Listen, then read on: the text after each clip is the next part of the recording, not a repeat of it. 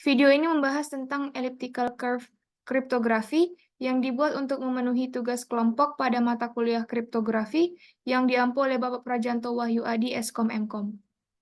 Adapun anggota kelompok kami adalah yang pertama Duma Mora Arta Sitorus dengan NIM tertera, dan yang kedua Tiara Fitra Ramadhani Siregar dengan NIM yang tertera. Pembahasan elliptical curve kriptografi dalam video ini dibagi menjadi 3 bagian, yaitu yang pertama sejarah elliptical curve kriptografi, yang kedua cara kerja dan contoh, dan yang ketiga perbandingan elliptical curve kriptografi dan RSA. Langsung saja ke pembahasan bagian pertama. Perkenalkan, saya Tiara Fitra Ramadhani Siregar dengan NIM 240601 211200008. Saya akan membahas tentang sejarah elliptical curve kriptografi. Sifat dan fungsi kurva eliptik dalam matematika telah dipelajari selama lebih dari 150 tahun. Penggunaannya dalam kriptografi dimulai pada pertengahan tahun 1980-an secara terpisah oleh Neil Koblitz dari Universitas Washington dan Victor Miller di IBM. Pada saat itu, penggunaan kurva eliptik masih belum banyak dieksplorasi dalam bidang kriptografi, dan karya mereka membuka jalan bagi generasi baru teknik enkripsi. Elliptical curve kriptografi atau ECC menjadi populer karena kemampuannya untuk memberikan tingkat keamanan yang tinggi dengan ukuran kunci yang lebih kecil daripada metode kriptografi tradisional. ECC pertama kali distandarisasi pada tahun 1999 oleh National Institute of Standards and Technology atau NIST sebagai algoritma enkripsi yang direkomendasikan. Dan sejak saat itu telah menjadi metode yang banyak digunakan untuk mengamankan data dalam berbagai aplikasi. Saat ini, ECC digunakan dalam berbagai aplikasi kriptografi, termasuk perangkat mobile, e-commerce, dan pesan aman. ECC umumnya digunakan untuk tanda tangan digital terkait dengan cryptocurrency. Baik blockchain Bitcoin maupun Ethereum menerapkan Elliptic Curve Digital Signature Algorithm atau ECDSA dalam menandatangani transaksi. Keamanan dan efisiensinya telah membuatnya menjadi alat penting dan kotak alat kriptografi modern, dan terus menjadi area aktif dalam penelitian dan pengembangan di bidang kriptografi. Perkenalkan, saya Duma Mora Arta Sitorus dengan NIM 24060121120004. Selanjutnya, saya akan membahas mengenai cara kerja dan contoh dari algoritma elliptical curve kriptografi. Cara kerja algoritma ECC mencakup pembentukan kunci, proses enkripsi, dan proses dekripsi. Pada pembentukan kunci, langkah yang dilakukan antara lain, yang pertama membentukkan bentuk kurva eliptik. Kurva elips didefinisikan dengan persamaan matematika yang memiliki bentuk umum Y kuadrat sama dengan X pangkat 3 ditambah AX ditambah B, di mana A dan B adalah konstanta yang akan menentukan bentuk dan ukuran dari kurva.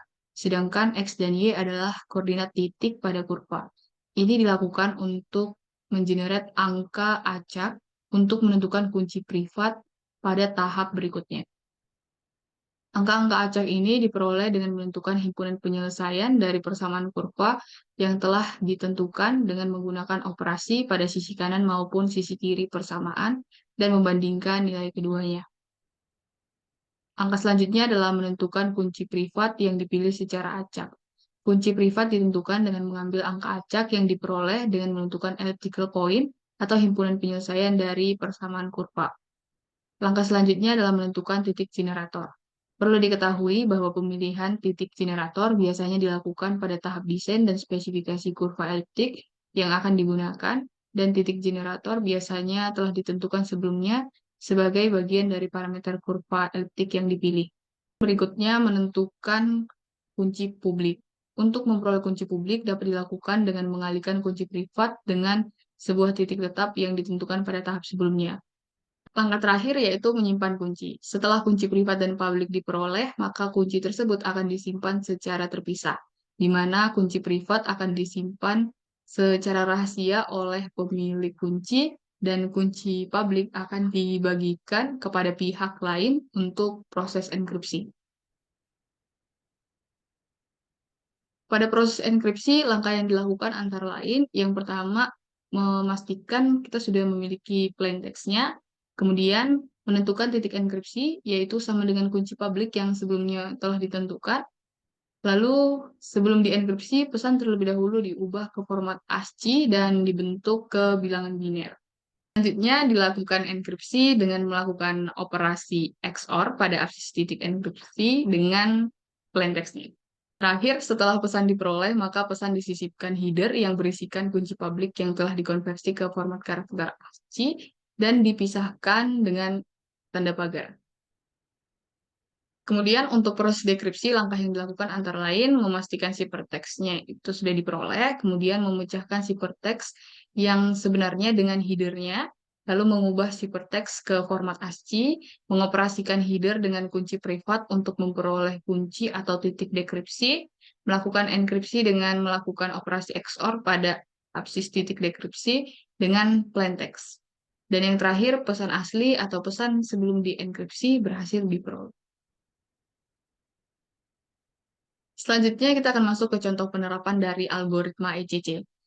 Di sini kasusnya terdapat sebuah string berisikan tulisan I love Undip, kemudian terdapat kurva yang bentuknya ditentukan oleh A sama dengan 1, B sama dengan 6, P sama dengan 11. String tersebut akan dilakukan enkripsi dan dekripsi dengan menggunakan elliptical curve cryptography.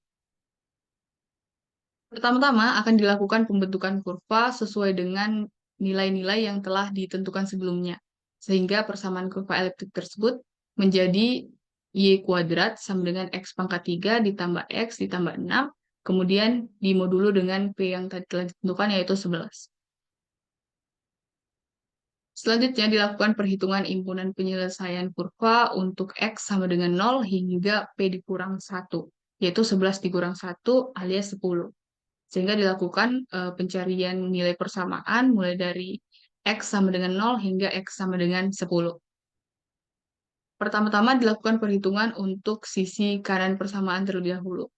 Untuk X sama dengan 0, maka diperoleh Y kuadrat sama dengan 0 pangkat 3, berarti 0 ditambah 0 ditambah 6, berarti hasilnya adalah 6, kemudian kita modulo dengan 11, 6 modulo 11 hasilnya adalah 6. Maka hasil dari perhitungan persamaan di mana X sama dengan 0 adalah 6.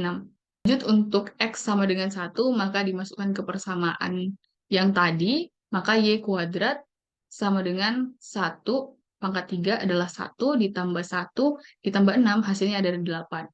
8 kita modulo dengan 11 hasilnya adalah 8. Begitu seterusnya hingga X sama dengan 10. Selanjutnya akan dilakukan perhitungan untuk bagian sisi kiri persamaan. Untuk Y sama dengan 0, maka 0 kuadrat hasilnya adalah 0. Kita modulo dengan 11, maka hasilnya 0.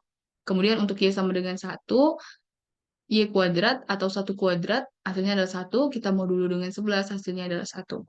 Untuk Y sama dengan 2, Y kuadrat sama dengan 4, maka 4 kita modulo dengan 11, hasilnya adalah 4. Begitu seterusnya hingga Y sama dengan 10.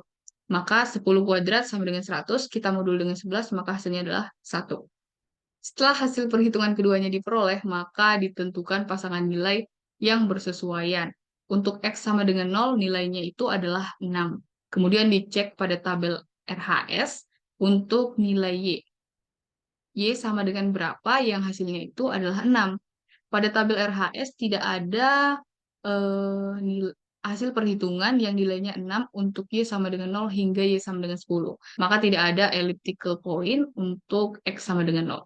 Kita lanjut untuk X sama dengan 1, nilainya adalah 8, maka kita cari pada tabel RHS di sini di mana hasil perhitungannya adalah 8 dan tidak ada juga. Kita lanjut untuk X sama dengan 2, di sini hasil perhitungannya untuk Y kuadratnya itu adalah 5.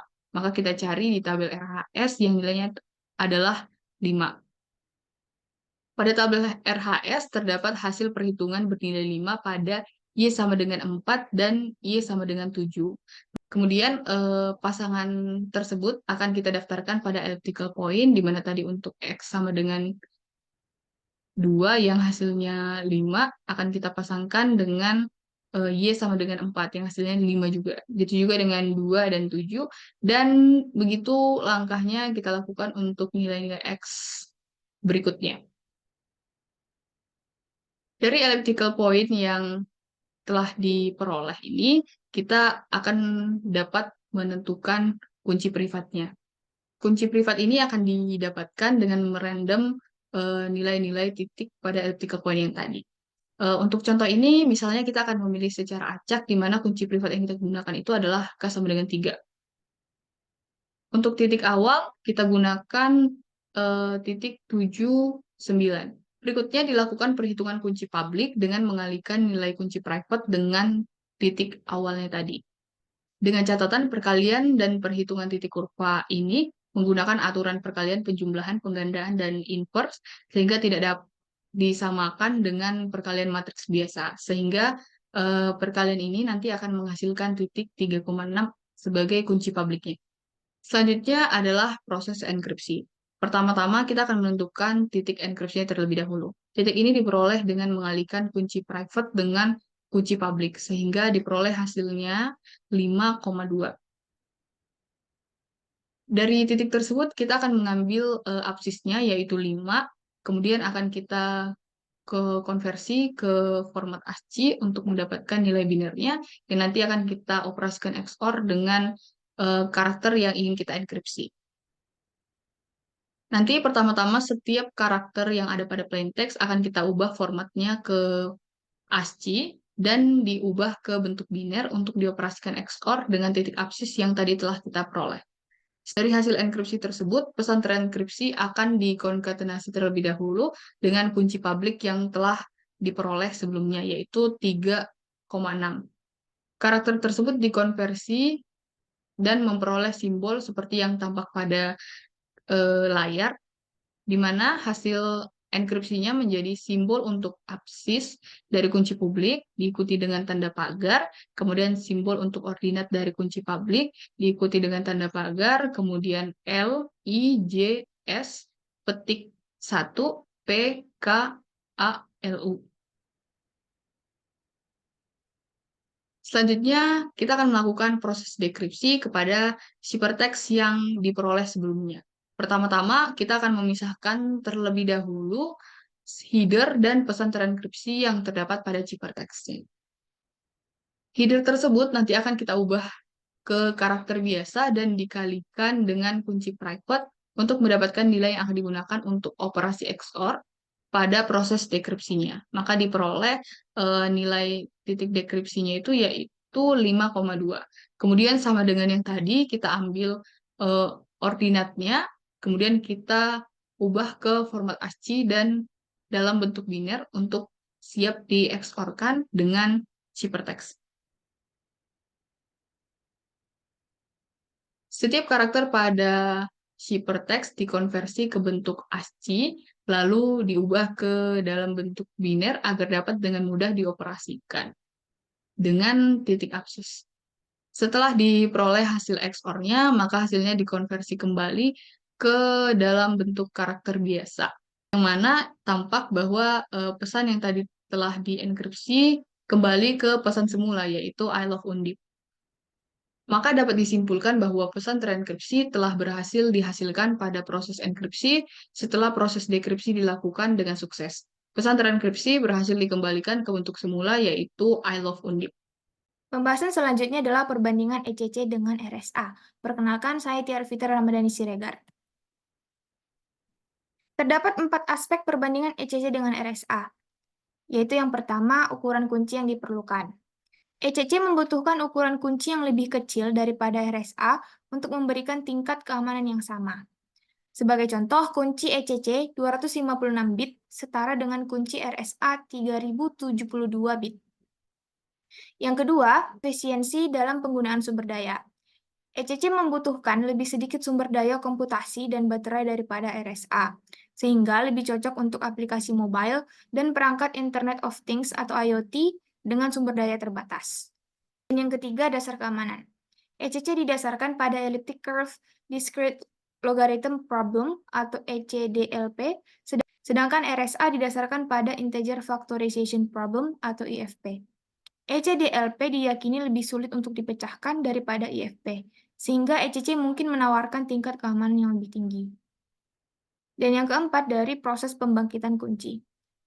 RSA menggunakan operasi faktorisasi bilangan besar, yang lebih lambat daripada proses pembangkitan kunci pada ECC yang menggunakan operasi kebalikan dari penambahan kurva eliptik, sehingga ECC lebih efisien dalam hal ini. Nah, meskipun memiliki perbedaan-perbedaan tersebut, baik ECC maupun RSA banyak digunakan dalam berbagai aplikasi kriptografi. Pilihan antara keduanya tergantung pada persyaratan spesifik dari aplikasi tersebut, seperti tingkat keamanan yang dibutuhkan, sumber daya yang tersedia, dan kendala kinerja. Pada akhirnya, kedua algoritma tersebut menawarkan tingkat keamanan yang tinggi dan memiliki kelebihan dan kekurangannya masing-masing. Demikianlah presentasi yang dapat kami sajikan mengenai elliptical curve kriptografi. Sekiranya ilmu yang disampaikan dapat bermanfaat, kurang lebihnya mohon maaf, kami ucapkan terima kasih. Wassalamualaikum warahmatullahi wabarakatuh.